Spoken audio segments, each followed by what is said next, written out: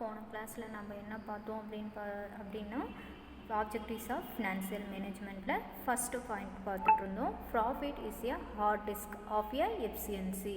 Profit அப்படின்றது ரொம்ப நீளமுள்ள திறமையை பயன்படுத்தக்கூடியது அப்படின்னு சொல்லுவோம். அந்த நீளமான திறமையை பயன்படுத்துறது மட்டும் இல்லாமல் ப்ளஸ் பேசிக் அடிப்படை எக்கனாமிக் எஃபிஷியன்சி பொருளாதார திறமையும் பயன்படுத்தணும். அப்படி திறமையை பயன்படுத்தினா மட்டும்தான் பிஸ்னஸ் கேன் பி இவாலுவேட்டட், வணிகத்தை மதிப்பீடு செய்ய முடியும் அப்படின்னு சொல்லியிருக்காங்க. அதில் செகண்ட் ஒன் பார்த்தோம் அப்படின்னா it helps a efficient allocation. திறமையை பிரிக்கிறாங்க, அவங்கவுங்க பயன்பாட்டுக்கு தகுந்த அளவுக்கு பிரிச்சுக்கிறாங்க. பிகாஸ் ஒன்லி சுச் ரிசோர்ஸஸ் எதுக்கு பயன்படுத்துகிறாங்க அப்படின்னா ரிசோர்ஸஸ் வளங்களுக்கோசரம் பயன்படுத்துகிறாங்க. Applied with maximum of the profit. வளங்களை அதிக அளவு என்ன பண்ணியிருக்கணும், லாபத்தை ஏர்ன் பண்ணணும் அப்படின்றதுக்கோசரம் நம்மளுக்கு திறமையை பிரித்து கொடுக்குறாங்க.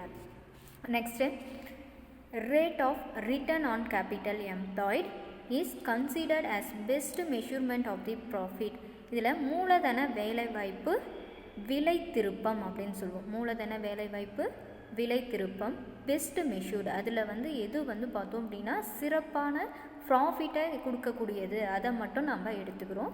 நெக்ஸ்ட் ஒன் அடுத்தது ஃபோர்த் ஒன் பார்த்தோம்னா ப்ராஃபிட் ஆக்ட், லாப சட்டம் அப்படின்னு சொல்லுவோம். மோட்டிவேட்டர் அப்படின்றது ஊக்குவிப்பாளரோட உதவியோடு business organisation more efficient through hard work என்ன பண்ணுறோம், நம்ம பிஸ்னஸ் ஆர்கனைசேஷன் வணிக அமைப்பை பயன்படுத்தி அதிக அளவு என்ன பண்ணுறோம், திறமையை போட்டோம் அப்படின்னா நம்மளுக்கு கண்டிப்பாக லாபம் கிடைக்கும். அடுத்தது ஃபிஃப்த் ஒன் மேக்ஸிமைசிங் ப்ராஃபிட், அதிக அளவு லாபம். சோசியல் அண்ட் எக்கனாமிக் வெல்ஃபேர்ஸ், அதிக அளவு லாபம் பார்த்தோன்னா சமூக பொருளாதார நலனவும் அதிகரிக்கும் அப்படின்றது தான் என்னென்னு சொல்லுவோம் அப்படின்னா ப்ராஃபிட் மேக்ஸிமைசேஷன் அப்படின்னு ஃபஸ்ட்டு ஆப்ஜெக்டிவாக சொல்லியிருக்காங்க. செகண்ட் என்னென்னு பார்த்தோம் அப்படின்னா வெல்த் மேக்ஸிமைசேஷன் அப்படின்றது செல்வத்தை மட்டும் அதிகரிக்கிறது அப்படின்னு சொல்லுவோம். அதில் மற்றொரு நோக்கம் அப்படின்னு சொல்லலாம். Another basic objective of financial management maximisation of share holder wealth. Maximisation அப்படின்றது பங்குதாரர்களோட அதிகரிக்கிறது. This objectives is also known as value maximisation, மதிப்பீடு அதிகரிக்கணும்.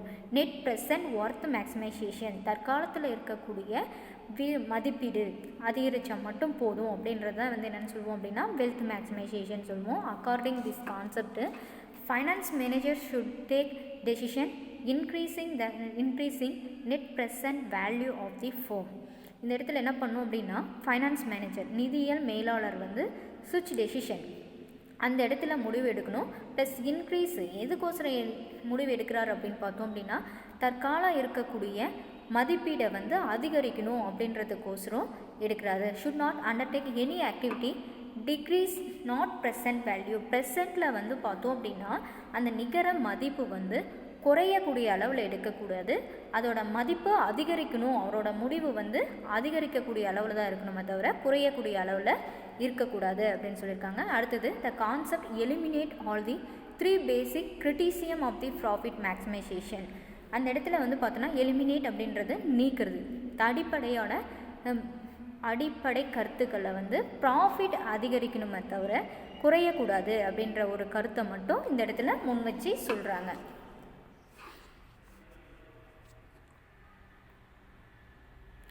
அடுத்தது என்னன்னு பார்த்தோம் அப்படின்னா அடுத்த டாபிக்பா functions of financial management. Financial மேனேஜ்மெண்ட்டோட பணிகள் அப்படின்னு சொல்லுவோம். Estimation of capital requirement. Estimation அப்படின்றது என்ன அப்படின்னா மூலதன தேவைகளின் மதிப்பீடு அப்படின்னு சொல்லுவோம். மதிப்பீடு செய்கிறாங்க ஃபஸ்ட்டு பாயிண்ட்டு. செகண்ட் பாயிண்ட் என்ன அப்படின்னு பார்த்தோம் அப்படின்னா டிட்டர்மினேஷன் ஆஃப் கேபிட்டல் காம்போசிஷன் அப்படின்னு சொல்லுவோம். டிட்டர்மினேஷன் அப்படின்றது தீர்மானம் செய்தல், மூலதன அமைப்பை தீர்மானித்தல். Third one choose of sources of fund, அப்போ நிதி வளங்களை தேர்வு செய்கிறாங்க. ஃபோர்த் ஒன் பார்த்தோம் அப்படின்னா மேனேஜ்மெண்ட் ஆஃப் கேஷ், ரொக்க மேலாண்மை. அடுத்தது பார்த்தோம் அப்படின்னா ஃபினான்சியல் கண்ட்ரோல், நிதியியல் கட்டுப்பாடு அப்படின்னு சொல்லிட்டு ஒரு 4 டைப்ஸ் ஆஃப் இருக்குது. ஃபஸ்ட்டு என்னன்னு பார்த்தோம் அப்படின்னா நம்மளுக்கு estimation of capital requirement. Estimation அப்படின்றத மூலதன தேவையை தீர்மானிக்கிறது, மதிப்பீடு செய்கிறது. Finance manager to make estimation with regard capital requirement of the company. கம்பெனியில் இருக்கக்கூடிய மூலதன தேவை குறித்து மதிப்பீடு செய்யணும். நம்ம கம்பெனிக்கு வந்து பார்த்தோம் அப்படின்னா எடுத்தவே 1 lakh வச்சுருக்கோம் அப்படின்னா அந்த 1 lakh வந்து நம்ம கம்பெனியோட தேவைக்கு போதுமானதா இல்லையா, இல்லை வந்து இன்னும் அதிகப்படியான ப்ராஃபிட் ஏதாவது ஃபண்டு வேணுமா அப்படின்றத வந்து நம்ம தெரிஞ்சுக்கணும். Company this defend expected cost, இன்னும் எதிர்பார்ப்பு நிறையா இருக்கா அப்படின்னு சொல்லிட்டு பார்க்கணும். அது வந்து பார்த்தோன்னா நம்ம முதலீடு போட்ட அளவுக்கு கேபிட்டல் போட்ட அளவுக்கு நம்மளுக்கு ப்ராஃபிட் கிடைச்சிருக்கா அப்படின்றதும் பார்க்கணும். Profit and future programme policies of concern, ஃபியூச்சரில் வருங்காலத்தில் வந்து பார்த்தோம் அப்படின்னா லாபம் கிடைக்கக்கூடிய அளவில் இருக்கா அப்படின்றத தெரிஞ்சுக்கணும். Estimation have to be made in an adequate manner which increase earning capacity of enterprise. Adequate ரொம்ப நம்மளுக்கு இருக்கக்கூடிய தேவைகளை வந்து விரைவில் பூர்த்தி அடையக்கூடிய அளவில் நம்மளோட கம்பெனி இருக்கா. இப்போ வந்து ரொம்ப சீக்கிரமாக வந்து நம்மளுக்கு ஒரு 10 lakh வேணும், 20 lakhs வேணும் அப்படின்ற பட்சத்தில் அதோட தேவை வந்து நம்மளால் பூர்த்தி அடைய முடியுமா அப்படின்றதவும் நம்ம என்ன பண்ணிக்கணும், இந்த இடத்துல தெரிஞ்சுக்கணும்.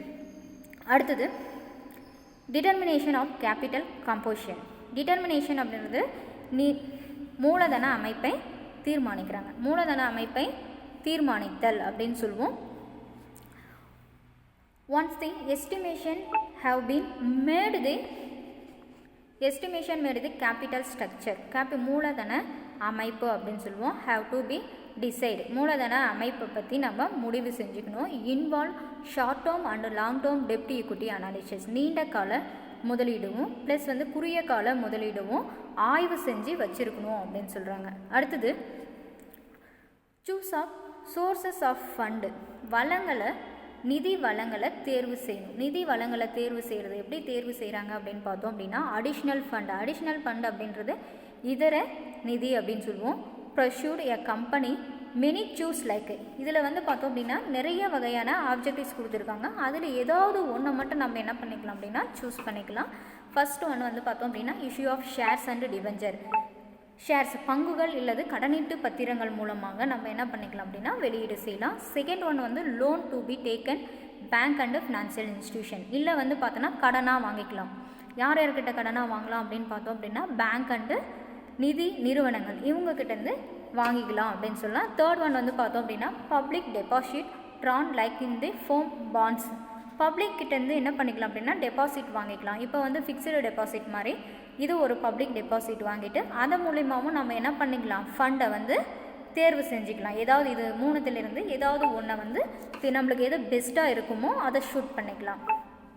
அடுத்தது இன்வெஸ்ட்மெண்ட் ஆஃப் ஃபண்டு அப்படின்றது வந்து பார்த்தோம் அப்படின்னா நிதி முதலீடு அப்படின்னு சொல்லுவோம். எந்த வகையில் முதலீடு செய்ய போகிறோம் அப்படின்னா finance manager has to be decide to allocated of fund, finance manager தான் என்ன பண்ணியிருக்காரு அப்படின்னா இந்த ஃபண்டை வச்சு எதுக்கு பிரித்து கொடுக்கலாம் அப்படின்றத வந்து முடிவு செய்யணும். இன்டு ப்ராஃபிட்டபிள் வெஞ்சர், சரியா, லாபகரமான விற்பனையாளருக்கு கொடுக்கலாம். There is a safely on investment, அந்த ஃபண்டை வந்து என்ன பண்ணியிருக்கணும் அப்படின்னா பாதுகாப்பாக முதலீடு செய்யணும் அப்படின்னு சொல்லியிருக்காங்க. அடுத்தது and return and regard is possible, இது வந்து பார்த்தோம் அப்படின்னா எல்லாருக்குமே நம்ம முதலீடு செஞ்சுக்கலாம், கரெக்டாக இருக்கும் அப்படின்னு சொல்லியிருக்காங்க. சிக்ஸ்த் ஒன் வந்து மேனேஜ்மெண்ட் ஆஃப் கேஷ் அப்படின்னு சொல்லுவோம். மேனேஜ்மெண்ட் ஆஃப் ரொக்க மேலாண்மை அப்படின்னா finance manager has to make decision, finance நிதியியல் மேலாளர் மட்டும்தான் என்ன பண்ணணுமா முடிவு எடுக்கணும். With regard to cash management, பண சம்பந்தமான முடிவுகளை எல்லாத்தையும் யார் எடுக்கிறாங்க அப்படின்னா ஃபினான்சியல் மேனேஜர் மட்டும்தான் முடிவு எடுக்கிறாரு. Cash is required for many purpose, அந்த கேஷ் வந்து பார்த்தோம் அப்படின்னா மெனி பர்பஸ் எந்தெந்த நோக்கத்துக்காக பயன்படுத்துகிறாங்க அப்படின்ற எல்லா வகையான நோக்கத்துக்கும் பயன்படுத்தலாம். லைக் பேமெண்ட் ஆஃப் வேஜஸ், எதுக்கு பயன்படுத்துகிறாங்க அப்படின்னு பார்த்தோம் அப்படின்னா வேஜஸ் கூலி கொடுக்கறதுக்கு, அண்டு சேலரி பேமெண்ட் சம்பளம் கொடுக்கலாம்.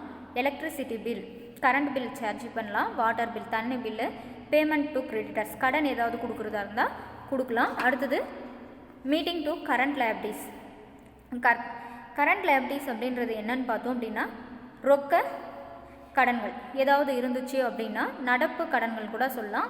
அந்த மாதிரி இருக்கக்கூடிய கடன்கள் எல்லாமே கொடுக்கறதுக்கு பேர். அடுத்தது மெயின்டெனன்ஸ் ஆஃப் ஸ்டாக் ஸ்டாக் கரெக்டாக இருக்கா கம்பெனியில் அப்படின்றத பார்த்துக்கிறதுக்கோசரம். அடுத்தது வந்து பர்ச்சேஸ் ஆஃப் ரா மெட்டீரியல். இது எல்லாம் வாங்குறதுக்கோசரம் என்ன பண்ணிக்கலாம் அப்படின்னா இந்த கேஷை வந்து நம்ம பயன்படுத்திக்கலாம். அதுவும் யார் பயன்படுத்தணும் அப்படின்னு பார்த்தோம் அப்படின்னா ஃபினான்சியல் மேனேஜர் மட்டும்தான் என்ன பண்ணணும் நமக்கு பயன்படுத்தணும். அடுத்தது ஃபினான்சியல் கண்ட்ரோல். ஃபினான்சியல் கண்ட்ரோல் வந்து பார்த்தோம் அப்படின்னா the finance manager has not only to plan. Financial management என்ன பண்ணுறாங்க அப்படின்னா கண்ட்ரோல் பண்ணுறது பிளான் பண்ண மட்டும் கொடுக்குறாரு, திட்டமிட்ட மட்டும் கொடுக்குறாரு. Procure and utilise of fund, இது எப்படி பயன்படுத்தணும் அப்படின்றதும் சொல்லிடுவார். But also to exercise control over finances, அதிக அளவு என்ன பண்ணக்கூடாது கட்டுப்பாடை விதிக்கக்கூடாது. This can be done through many technique like ratio analysis, financial forecasting, cost and profit control அப்படின்னு சொல்லலாம். இதில் வந்து பார்த்தோன்னா மெனி டெக்னிக்ஸ், நிறைய தொழில்நுட்பங்களை பயன்படுத்தலாம், ப்ளஸ் பகுப்பாய்வுகளை பயன்படுத்தலாம், ஃபினான்சியல் நிதியியல் முன்கணிப்பு பயன்படுத்தலாம். இது எல்லாத்துக்குமே வந்து பார்த்தோம் அப்படின்னா ஃபினான்சியல் கட்டுப்பாடுகள் கண்டிப்பாக தேவை. அடுத்தது ரோல் ஆஃப் ஃபைனான்ஸ் மேனேஜர் அப்படின்னு சொல்லுவோம். ரோல்னாவே வந்து பார்த்தோன்னா ஃபைனான்ஸ் மேனேஜர் வந்து எந்தெந்த வகையில் இருக்காங்க அப்படின்றத நான் பார்த்துக்கலாம். இன் ப்ரெசன்ட் ஆர்கனைசேஷன், தற்கால இப்போ நடப்பு கூட சொல்லலாம், இல்லை தற்காலன்னு சொல்லலாம், அமைப்பு அப்படின்னு ஒரு நிறுவனத்துன்னு சொல்லலாம், இல்லை அமைப்பு சொல்லலாம். தற்கால அமைப்பு இல்லை தற்கால நிறுவனத்தில் இருக்கக்கூடிய financial management treated as a specialised activities, சிறப்பு நடவடிக்கை. டிபார்ட்மெண்ட்டில் என்னென்ன இருக்குது, சிறப்பு நடவடிக்கை செஞ்சிட்ருக்காங்க அப்படின்னு பார்த்தோம் அப்படின்னா ஃபினான்ஸ் ஃபங்க்ஷனை மட்டும்தான் செய்கிறார். ஃபினான்ஸ் மேனேஜர் வந்து பார்த்தோம் அப்படின்னா ஃபினான்ஸ் ஃபங்க்ஷனை மட்டும்தான் செய்வார் அப்படின்னு சொல்லியிருக்காங்க. அடுத்தது என்னென்ன ஒர்க் இருக்காங்க அப்படின்னு பார்த்தோம் அப்படின்னா ரோல் ஃபஸ்ட்டு வந்து பார்த்தோம் அப்படின்னா யார் இருக்காங்க கம்பெனிக்குள்ளார, அந்த ஆர்கனைசேஷனுக்குள்ளார வந்து பார்த்தோம் அப்படின்னா போர்ட் ஆஃப் டைரக்டர் இருக்கார். அவருக்கு கீழே வந்து பார்த்தோம் அப்படின்னா மேனேஜிங் டைரக்டர் இருக்கார். அந்த மேனேஜிங் டைரக்டருக்கு கீழே 4 டிபார்ட்மெண்ட் இருக்குது. ஒன்று production department, marketing department, personal department, finance department அப்படின்றதுக்கு. ப்ரொடக்ஷன் டிபார்ட்மெண்ட்டுக்குள்ளார வந்து பார்த்தோம் அப்படின்னா அதில் கம்பெனிக்குள்ளார இருக்கக்கூடிய ப்ரொடக்ஷன் உற்பத்தியை மட்டும் பார்ப்பாங்க. மார்க்கெட்டிங் டிபார்ட்மெண்ட்டில் வந்து பார்த்தோம்னா சேல்ஸ், பர்ச்சேசிங் இந்த மாதிரி இருக்கக்கூடிய எல்லாத்தையும் என்ன பண்ண அப்படின்னா மார்க்கெட்டிங் டிபார்ட்மெண்ட் பார்த்துக்கும். பர்சனல் டிபார்ட்மெண்ட் அப்படின்றது என்னென்னா கம்பெனிக்கு வரக்கூடிய வரவு செலவு எல்லாத்தையும் பார்த்துப்பாங்க, பர்சனலாக இருக்கக்கூடியது. ஃபினான்ஸ் டிபார்ட்மெண்ட் வந்து பார்த்தோம் அப்படின்னா நிதியியல் சார்ந்தது எல்லாத்தையும் பார்த்துப்பாங்க. அந்த பர்சனல் டிபார்ட்மெண்ட்டு கீழே தான் வந்து பார்த்தோம் அப்படின்னா நமக்கு ஃபினான்ஸ் மேனேஜர் இருக்கார். அந்த ஃபினான்ஸ் மேனேஜர் கீழே என்னென்ன ஒர்க் இருக்காங்க பார்த்தோன்னா மேனேஜர் ஃபினான்ஸ் அண்டு பேங்கிங்கில் இருக்கக்கூடிய பண மேலாளர் இருக்கார். அடுத்தது மேனேஜர் காஸ்ட் அக்கௌண்டிங்கில் இருக்கக்கூடிய மேனேஜர் இருக்கார். அடுத்தது வந்து அக்கௌண்டிங் வித் டாக்ஸேஷன், வரி யார் யாருக்கெல்லாம் பே பண்ணும் அப்படின்றத பார்த்துக்கிறதுக்கும் ஒரு மேனேஜர் இருக்கார். ஃபினான்ஸ் மேனேஜர் கீழே 3 பேர் இருக்காங்க. அதில் ஃபஸ்ட்டு ஒன்று வந்து பார்த்தோம் அப்படின்னா மேனேஜர் ஃபினான்ஸ் அண்ட் பேங்கிங்குள்ளார ஃபினான்சியல் அக்கௌண்டிங்னாவே என்ன பண்ணுவோம் நம்ம ட்ரேடிங்கில் வந்து பார்த்தோம் அப்படின்னா பர்ச்சேஸ் பண்ணுறது, சேல்ஸ் பண்ணுறது, எக்ஸ்பென்சஸ் எவ்வளோ இருக்குது, இந்த மாதிரி டீட்டெயில் எல்லாமே வந்து என்ன பண்ணியிருப்பாங்க அப்படின்னா ஃபினான்சியல் அக்கௌண்டிங்குள்ளார பார்த்துப்போம். அடுத்தது வந்து bank and stock exchange licensing. இது பேங்க்கில் வந்து பார்த்தோம் அப்படின்னா நம்மளோட பணம் எவ்வளோ டெபாசிட் பண்ணியிருக்கோம், லோன் எவ்வளோ வாங்கியிருக்கோம், அந்த மாதிரி இருக்கிறத எல்லாமே வந்து பார்த்தோம் அப்படின்னா பேங்க் அண்டு ஸ்டாக் எக்ஸ்சேஞ்சு பார்த்துப்போம். அடுத்தது செகண்ட் ஒன்னில் வந்து இருக்கக்கூடிய ஒரு காஸ்ட் அக்கௌண்டிங். இது வந்து காஸ்ட் மேனேஜ்மெண்ட். காஸ்ட் அப்படின்றது வந்து பார்த்தோம் அப்படின்னா இந்த இடத்துல விலை அப்படின்னு சொல்லுவோம். அந்த விலையோட எவ்வளோ வந்து பார்த்தோம் அப்படின்னா போயிட்டுருக்கு தற்காலத்தில் மதிப்பு அப்படின்றத பார்க்கலாம். அடுத்தது பட்ஜெட்டிங் அப்படின்றது வந்து பார்த்தோம் அப்படின்னா பட்ஜெட் தாக்கல் பண்ணுறாங்கல்ல, நிதிநிலை அறிக்கை அப்படின்னு சொல்லுவோம். அந்த பட்ஜெட் தாக்கல் பண்ணுறது வந்து எந்த அளவுக்கு இருக்குது, இல்லை ப்ராஃபிட்டாக போயிட்டுருக்கா இல்லை லாஸாக போயிட்டுருக்கா அப்படின்றதெல்லாம் வந்து காஸ்ட் அக்கௌண்டிங்கில் இருக்கிறவங்க பார்த்துப்பாங்க. தேர்ட் ஒன் வந்து பார்த்தோம் அப்படின்னா மேனேஜர் அக்கௌண்டிங் வித் டாக்ஸேஷனில் வந்து பார்த்தோம் அப்படின்னா ஆடிட் பார்ப்பாங்க. கண்டிப்பாக வந்து பார்த்தோம் அப்படின்னா இயர் எண்டிங்கில் ஆடிட் அப்படின்றது வந்து ஒன்று கண்டிப்பாக பார்த்துருப்போம். அதுக்குன்னு தனியாக ஒரு மேனேஜர் இருக்கார். அது கீழே வந்து பார்த்தோன்னா ஃபஸ்ட்டு பாயிண்ட் கொடுத்துருக்காங்க. Finance manager is a generally head of finance department. இவங்க எல்லாருக்குமே 3 மேனேஜர் இருக்காங்க. யார் அப்படின்னு பார்த்தோம் அப்படின்னா finance with banking manager, cost accounting manager, அடுத்தது அக்கௌண்ட்ஸ் வித் டேக்ஸேஷன். இந்த 3 மேனேஜருக்குள்ளரவும் வந்து பார்த்தோம் அப்படின்னா ஜென்ரல் ஹெட் பொதுவான ஒரு டிபார்ட்மெண்ட்டு. ஃபினான்ஸ் மேனேஜர் அப்படின்றது ஒரு பொதுவான ஒரு டிபார்ட்மெண்ட்டு தான் இந்த 3 பேர் இருப்பாங்க. இந்த பொசிஷன் அடுத்த பொசிஷன் வந்து பார்த்தோம், அடுத்த நிலை வந்து finance manager is A line manager. Line manager அப்படின்றது வந்து பார்த்தோம் அப்படின்னா அந்த நிலையில் இருக்கக்கூடிய இப்போ 3 மேனேஜர் இருக்காங்க அப்படின்னா அதில் வந்து இவரும் வந்து ஒரு மேனேஜர் அப்படின்னு சொல்லலாம். அடுத்தது the functions of finance manager are multiple functions. இவங்களோட பணிகள் வந்து பார்த்தோம் அப்படின்னா நிறைய பணிகள் இருக்கும். மல்டிபிள் அப்படின்னாவே பல அப்படின்னு சொல்லலாம். நிறைய பணிகள் வேலை ஒர்க் இருக்குது. அடுத்தது finance manager is A accountable to top level management. Finance manager அப்படின்றவர் என்னென்னா டாப் லெவலில் இருக்கக்கூடிய ஒரு மேனேஜ்மெண்ட் அப்படின்னு சொல்லலாம். உயர்ந்த இடத்தில் இருக்கக்கூடிய ஒரு மேலாண்மை.